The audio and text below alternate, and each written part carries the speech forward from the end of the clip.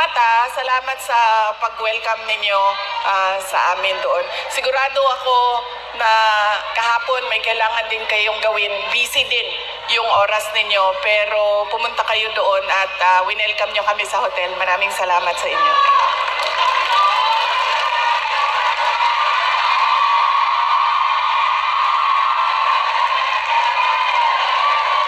Sunod ko po na pagpapasalamat ay personal po sa akin para sa inyong lahat, mga kababayan namin dito sa China, sa Hong Kong, sa Macau, dahil noong 2016 ay nagkita-kita din tayo dito para sa pagpapasalamat, tapang at malasakit at suporta sa administrasyon ni Pangulong Duterte.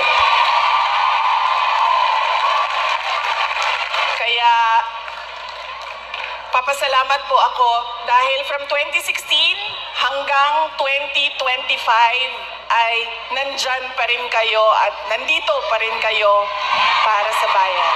Maraming salamat. Sunod po ay personal pa rin ang pagpapasalamat ko sa inyong lahat, sa tulong ninyo, sa kampanya ninyo, sa suporta ninyo para sa akin at sa boto ninyo noong nakaraang halalan noong 2020.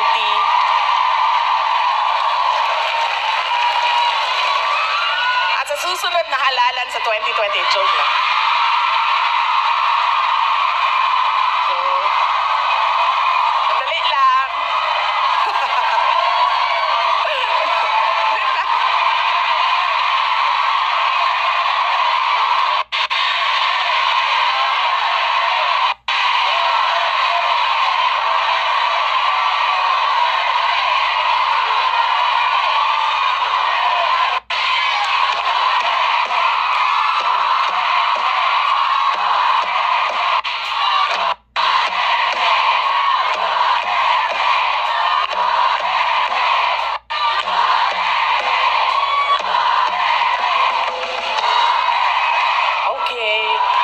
Papunta na po ang suspension order. Sige.